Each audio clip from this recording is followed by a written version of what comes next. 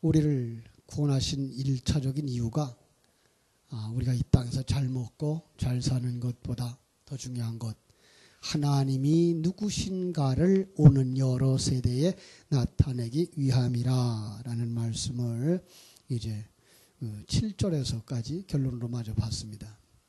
2장 7절 볼까요? 이는 그리스도 예수 안에서 우리에게 자비하심으로써 그 은혜의 지극히 풍성함을 오는 여러 세대에 나타내려 하심이라 그랬습니다. 하나님의 영광을, 그죠? 인간 창조의 목적을 여기 두고 있죠. 하나님이 인간을 창조하신 목적이 하나님의 영광을 나타내기 위함. 하나님의 영광, 그것은 뭐죠? 하나님의 영광이란 하나님이 누구신가 어떻게 나타낼 수 있죠? 우리가 하나님을 알게 되고 그분에 대해 점점 깊이 알면 그분의 거룩이, 선하심이, 위대하심이 우리 속에 알게 되고 그분이 나의 하나님, 나의 아버지라는 것을 알며 그 하나님과 하나 되어진 삶을 즐기고 우리가 그 삶을 알아들일 때 그것이 바로 하나님께 영광 돌리는 거라 이렇게 했습니다. 그렇죠? 참 우리가 생각했던 이전에 우리는 그저 뭐 일이 잘 되어져서 그래 성공해서 1등해서 축구 선수들로 말하면 축구 골대에 한번 골을 넣고 그 다음에 잔디밭에 무릎 꿇고 두 손 모으는 거, 이게 하나님께 영광 이렇게 생각을 했는데 이제 성경을 제대로 살펴보자 그러면 하나님을 알게 되어졌어. 그 하나님이 어떤 분인지가 알아지고 그 속에 내가 누군지가 알아져서 내가 그 하나님과 함께 하나 되어져 그 삶을 그냥 즐기며 살아가는 그것이 바로 하나님께 영광 돌려드리는 거라 그랬습니다. 그러니까 우리의 그 인생을 통해서 하나님을 알아가는 것, 거기에 최선을 다하는 삶, 그게 신앙생활이고 그게 하나님께 영광 돌리는 삶이라 그랬습니다. 오늘 본문으로 우리가 8절 9절 외우는데 이건 우리가 아주 다 중요하게 알고 있는 구절이죠. 암송하시는 분 8절 9절. 예? 우리 한번 옛날 글이 더 쉽죠. 또 바뀌었으니까 또 달라졌죠. 그죠? 옛날에 뭐라 했어요? 너희가 그 은혜를 인하여 믿음으로 말미암아 구원을 받았으니 이것이 너희에서 난 것이 아니라 하나님의 선물이라. 그죠? 행위에서 난 것이 아니니 이는 누구든지 자랑치 못하게 하려 함이니라. 이렇게 해서 이제 8절 9절 다 암송하는데 오늘부터 이제 숙제 하나 드릴게요. 요 구절 암송하십시오. 옛날 걸로 암송하셨던 분들은 그대로 암송하시고 또 이제 암송하지 않았던 분들은 지금이라도 요 구절로다가 그대로 암송하셔서 하나님의 은혜를 여러분의 마음속에 새겼으면 좋겠습니다. 자, 여기 속에는요 8절 9절 속엔 복음을 설명하는 아주 귀한 단어들이 다 들어있어요. 한번 짚어볼까요? 너희가 그 은혜, 그죠? 은혜라는 말, 그 다음에 믿음으로 말미암아 믿음이라는 말, 구원을 받았으니 구원이라는 말, 하나님의 선물이요라고 하는 선물이라는 말, 그 다음에 행위에서 난 것이 아니니라는 행위라는 말, 그리고 자랑하지 못하게 하려 함이라의 자랑이라는 말, 이런 것들이 구원을 설명할 때 매우 중요한, 그러면서 세상적인 그런 구원의 개념이나 세상적인 단어의 개념이 아닌 성경적인 단어로 해석을 할 수 있을 정도까지 실력이 자라나야 되는 거예요. 이 실력이 없으면 성경을 영적으로 전혀 보지 못하고 뭐 한다? 세상 얘기로만 보게 되는 거죠. 예. 이건 아주 잘못 가고 있는 부분이니까 여러분들이 이걸 잘 정리해야 되는데 그걸 하나하나 정리하려고 그러면 최소한도 8절 9절 가지고 6주간 동안은 공부를 해야 되죠. 그죠? 은혜가 뭔지, 믿음이 뭔지, 구원이 뭔지 하나하나 설명해 나가려면 여러 시간이 필요할 겁니다. 오늘은 우리 중고등부의 그 문학의 밤을 한다 그래서 좀 짧게 하려고 그러는데 근데 우리 중고등부 학생들 다 어디 갔어요? 2층에요? 그래요? 자, 제가 우리 포류교회 오면서 목회 계획을 써달라 그래서 목회 계획을 쓰면 첫 번째가 뭐라 그랬죠? 위로의 목회를 하겠다. 그래서 성도들이 워낙 그동안 위로받지 못하고 이해받지 못했기 때문에 위로의 목회를 하겠다. 그리고 두 번째가 뭐라 그랬죠? 기초를 바르게 놓는 목회를 하겠다라는 얘기를 했어요. 그죠? 기초를 바르게 든든하게. 세 번째가 방향이 바른 목회를 하겠다. 그랬어요. 그건 제가 그 신앙생활 한 43년 세월의 결정체예요. 제가 벌써 신앙생활 한 지가 43년이 됐더라고요. 그리고 제가 신학을 하고 목회를 하고 선교를 한 그 기간이 벌써 30년이 넘었더라고요. 그래서 그 모든 세월의 결정체로 하고 저는 이렇게 장담할 수 있는데 뭐예요? 바른 기초를 놓고 바른 방향을 설정해 주자. 여러분, 기초가 든든하지 못하면 높은 건물을 지을 수가 없죠. 그 다음에 기초에 구멍이 나버리면 그 그릇 안에다가 담을 수 있어요, 없어요? 없어요. 그죠? 깨진 독에는 물을 채울 수가 없는 거죠. 그러니까 기초가 틀려버리면 우리는 아무리 많은 시간을 예배하고 하나님께 나오고 봉사해도 내용은 아무것도 없는 헛것이다라는 얘기가 되죠. 굉장히 중요해요. 이것은 그가 얼마나 하나님께로 가까이 갔느냐가 아니라 기초가 틀려버린다면 그가 한 모든 것은 다 헛것이다라는 얘기가 되어버리기 때문에 이 기초를 굉장히 중요시 하는데 그 기초를 쌓는 말, 거기다가 제일 중요한 단어 은혜라는 말을 써서 그 기초가 되는 단어를 은혜. 은혜의 복음을 바로 우리 신앙생활의 기초로 삼아야 되겠다라는 말을 하고 싶고요. 두 번째로 방향이 틀리면요. 처음에 시작할 땐 방향이 조금 어그러지면 괜찮을 것 같아요. 그 정도야. 그런데 그 방향으로 계속 나아가면 어디로 가요? 우리 늘 하는 말 삼천포로 가는 거죠. 삼천포 어디예요? 잘 모르겠는데 곁길인 것 같아요. 그죠? 제 길이 아닌 다른 곳으로 가게 된다라는 말이 되는 것 같아요. 예, 그렇습니다. 신앙의 기초, 오늘 말씀 바로 그 8절에서 너희가 그 은혜를 인하여 라는 말, 은혜를 기초로 삼다 그랬습니다. 자, 은혜라는 말이 뭘까요? 은혜. 은혜가 뭐예요? 우리 중고등부, 우리 청년부, 여기. 은혜가 뭘까요? 예? 이제 시험을 봤더니 좋은 점수가 안 나왔어요. 그런데 이게 우리 저 중고등부 청년부들만 아니라 우리 성도들도 마찬가지예요. 은혜가 뭐예요? 물어보면 막상 대답을 못해요. 가르쳐 드릴게요. 내가 뭘 받았어요? 성경 속에서 내가 뭘 받았어요? 그럼 뭘 받았어요? 구원을 받았죠. 예, 천국을 받았죠. 예, 하나님의 자녀가 되는 걸 받았어요. 그런데 그 원인이 내게 있지 않은 것, 이게 은혜예요. 그죠? 내가 구원받았어요. 내가 천국을 선물로 받았어요. 내가 하나님의 자녀 되는 복을 받았어요. 그런데 그 원인이 내게 있지 않은 것. 예. 우리는 너무 공짜로 얻는 것, 이 말에 그냥 익숙해 있어요. 공짜 그러는데 아니요, 공짜가 아니에요. 이건 엄청난 대가를 지불한 거예요. 누가? 내가 아닌 하나님이, 예수님이 지불을 했어요. 그건 공짜가 아니에요. 왜 그렇게 하나님이 다 대가를 지불하고 우리에게 준다고요? 우리는 거기에 대한 대가를 지불할 만한 아무것도 가지고 있지 못하기 때문에. 예. 그래서 은혜를 받았다, 은혜를 인정한다 그러면 먼저 인정해야 되는 게 뭐예요? 나는 아무것도 내놓을 것이 없는 자군요 라는 거예요. 나는 아무것도 아니군요. 그게 어떤 사람만 그렇게 고백할 수 있어요? 자기를 부인한 사람만 그렇게 말할 수 있는 거죠. 그러지 않으면 내가 그래도요 잘났는데요, 그죠? 내가 그래도요 우리 집에서 사랑받는 아들이고요. 내가 그래도 우리 집에서 사랑받는 남편이라고요.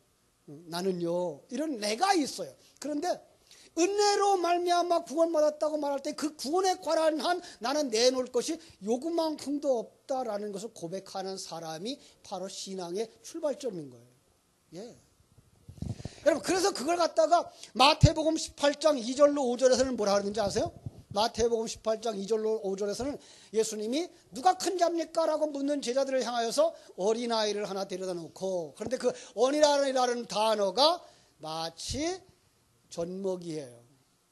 그러니까 젖먹이 같은 아이를 내다놓고 이런 아이와 같지 아니하면 하늘나라에 갈 수 없다라고 했어요. 젖먹이. 그러니까 사람들은 또 그걸 애기 그냥 젖먹이로만 보고 뭐예요? 자, 젖먹이처럼 착해야 된다, 겸손해야 된다라고 그들이 단순해야 된다 그러고 젖먹이가 단순하대요. 천만에 안 단순합니다. 그놈들이요. 요즘 저 텔레비전 어쩌다 보면은 우리 아이가 달라졌어요? 그 프로그램 말썽을 그렇게 이르던 고려석 코치해주는 사람이 가서 몇 가지만 고쳐주면 얘가 아주 순종하고 말을 잘 들어. 그런데 그거의 말을 듣기까지는 걔가 어떻게 했다는 거예요? 이미 어머니를 가지고 놀았다는 거예요. 그게 단순해요? 천만에요. 아주 못된 놈들이에요.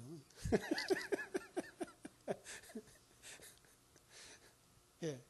그런데 여기서 어린아이라고 하는 존재의 의미는 뭔가 하면 그는 부모가 없으면 생존할 수 없는 아이. 완전히 누군가를 의지하는 존재. 그게 누구예요? 누굴 의지해요? 하나님을 의지하는 존재. 예. 그러면 그 하나님을 의지하려면 나는 뭐예요? 아무것도 없구나. 그러면서 말하기를 이런 어린 아이 하나를 영접하면 곧 나를 영접합니다 라고 말해요. 그럼 영접이라는 개념에서 유대인들은 뭐에 영접해요? 왜 저 사람이랑 친구가 되려고 그래요? 저 사람의 힘을 빌어서 내가 좀 강해지고 세력을 나타내려고. 이게 영접의 개념이에요. 그런데 그 어린아이 자꾸 누군가를 의지하는 그 아이를 영접하여야 한다면 나는 어떤 존재예요? 그 어린아이한테서 힘을 얻으려고 하는 그 아이만도 못한 더 작은 아이. 작은 자 가운데 가장 작은 자. 그 사람이 곧 나를 영접한 사람이에요. 그러니까 자기가 있어요, 없어요? 자기가 없어요. 그게 자기 부인한 사람이에요. 그 사람만 하나님 나라의 귀한 백성이다라고 말하고 있고요. 자, 오늘 말씀 속에서 그래서 오늘 8장 29절로 30절을 보면은 이런 말이 나와요. 그죠?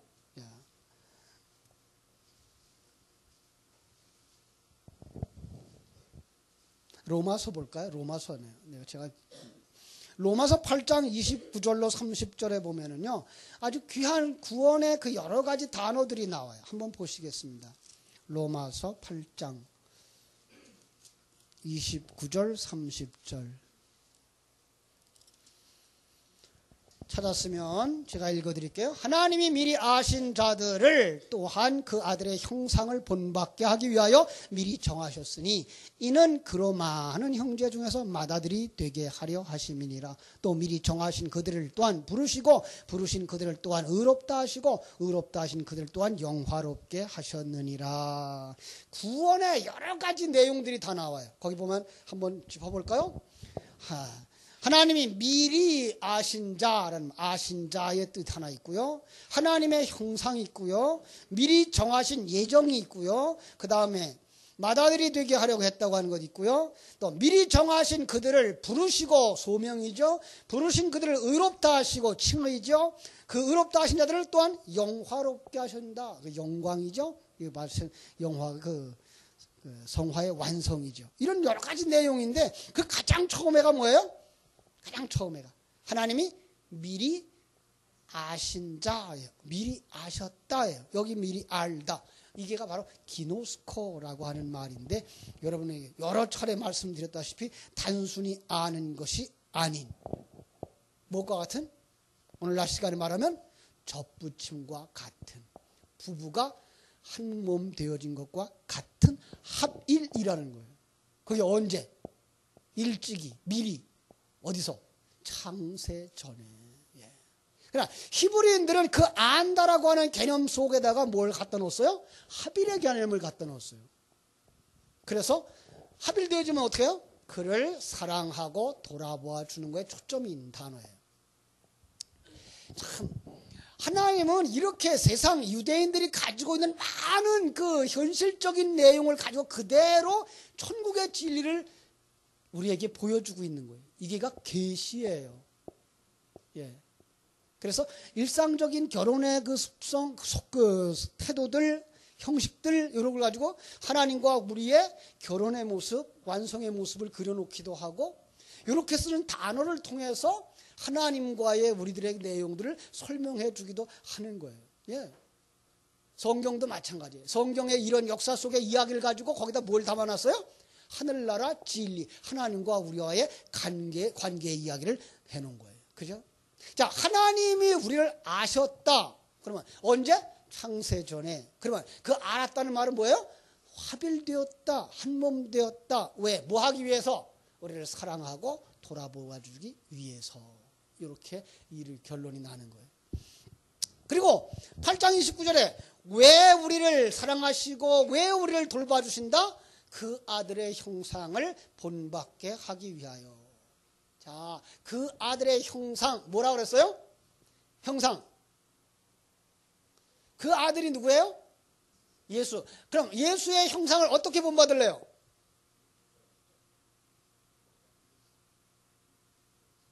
예, 예수님은 누구의 형상으로 오셨어요? 하나님의 형상. 그죠? 그래서 하나님을 드러내기 위해서 왔는데, 그래서 예수님은 이 땅에 오셔서 33년 동안 한 번도 자기를 드러낸 적이 없고 자기 안에 있는 누구만 드러냈어요? 하나님만. 그러면 예수님은 이 땅에 와 있지만 자기가 없고 자기 안에 누구만 있어요?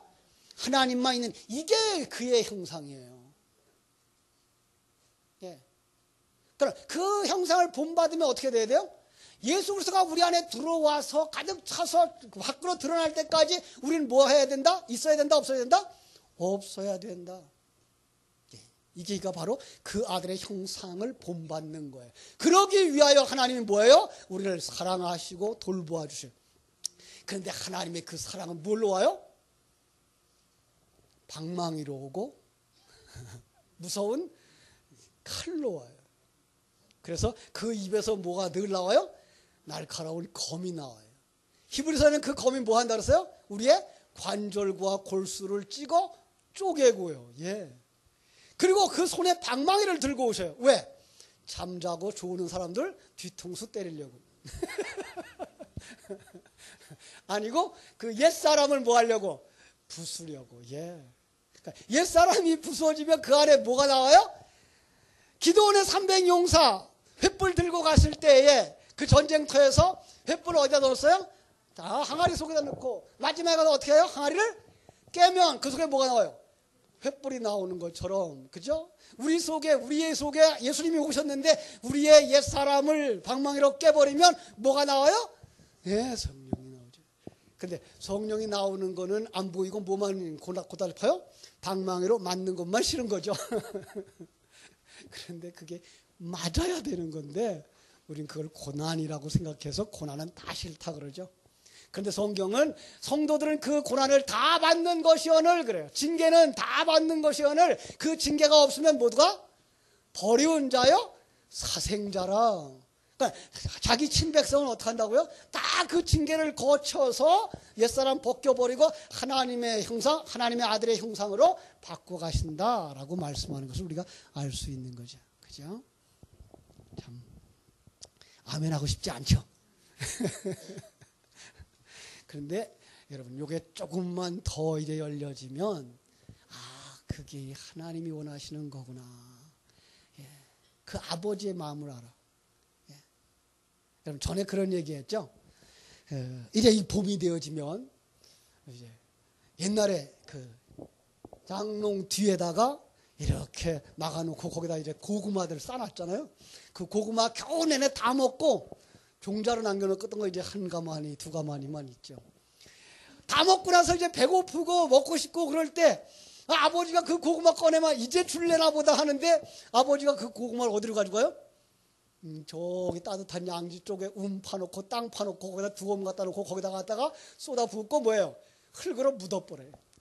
애들 마음속에는 어떻다? 아버지는 바보. 왜? 저걸 먹으면 맛있는데 저걸 왜 땅에다 묻어버려? 그죠?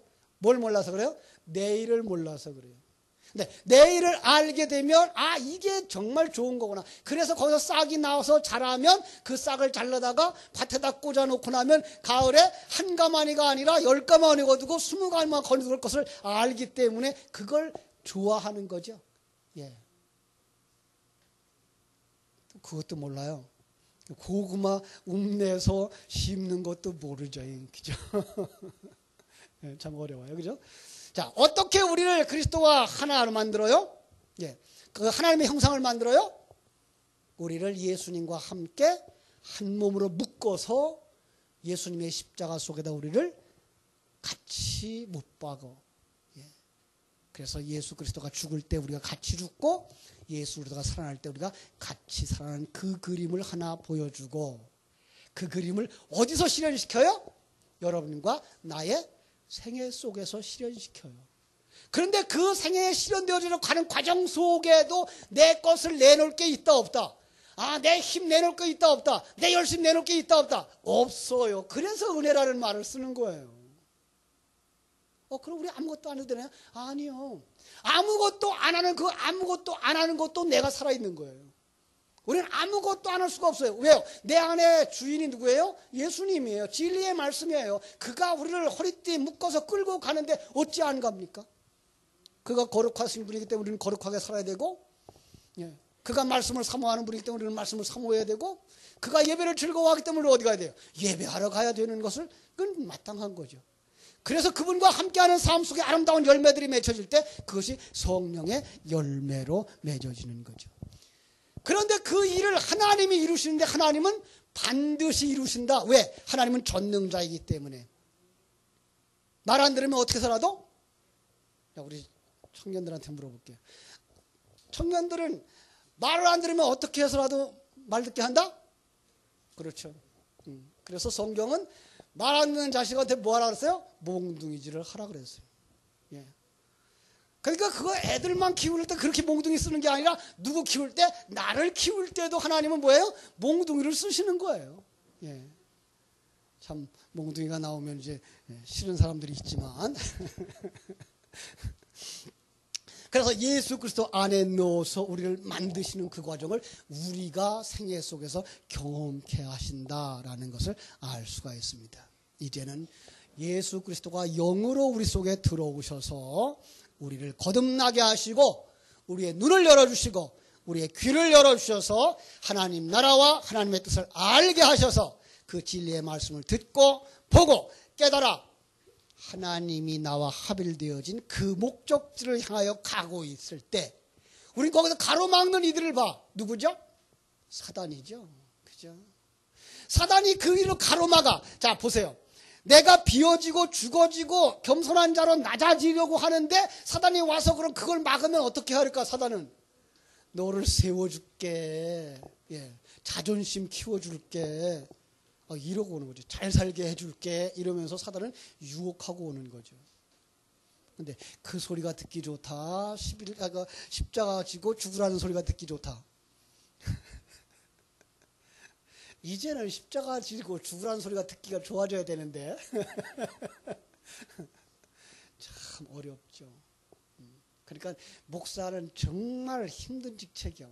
왜? 여러분 좋아하는 걸 갖다 주고 잘 먹고 잘 커요라고 하는 게 아니라 그건 안 되는 거예요. 이거 먹어야 되는 거예요. 그리고 늘 쓴소리만 하니 목사 사명은 정말 고달퍼.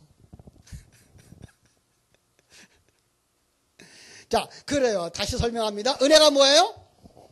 내가 받은 것, 뭘 받았어요? 구원받고 하나님의 자녀 되어지고 하나님과 합해지는데 그 원인이 내 몸에 있다 없다? 조금도 없다. 예. 여러분 이거에서부터 시작해야 내가 어떤 사람이 돼서도 뭐예요? 내가 한 거야 소리가 안 나와. 예. 내가 성경을 많이 알아. 천국을 보여. 그래도 그걸 갖다가 내가 라는 말이 안 나와. 그걸로 가야지. 그러지 않냐고 은혜에 대한 이해를 잘 못하고 나면 내가 뭐 조금만 하고도 내가 했어. 그걸 알아주지 않아서 시험 들어. 예. 이것은 사단이 가져다 주는 건 줄 알고 우리는 그 속에서 고백해야 되는데 누가 그런 고백을 할 수 있다? 하나님의 생명이 그 속에 들어가 자기가 누군지를 알게 하고 하나님을 보게 하고 하나님이 얼마나 큰 분이며 그분의 계획이 얼마나 멋진 것인가를 아는 사람이 그 입에서 자동으로 튀어나오는 소리가 하나님의 은혜라는 거죠. 그죠? 그것을 기초로 삼고 여러분들이 그 은혜를 마음껏 찬송하는 복된 성도들 되어지기를 바라고, 우리 자녀들을, 우리 중고등부 학생들을, 우리 청년들을 그렇게 양육하는 우리 포리교회 되어지기를 주님의 이름으로 축원합니다. 기도하겠습니다. 하나님 우리 아버지,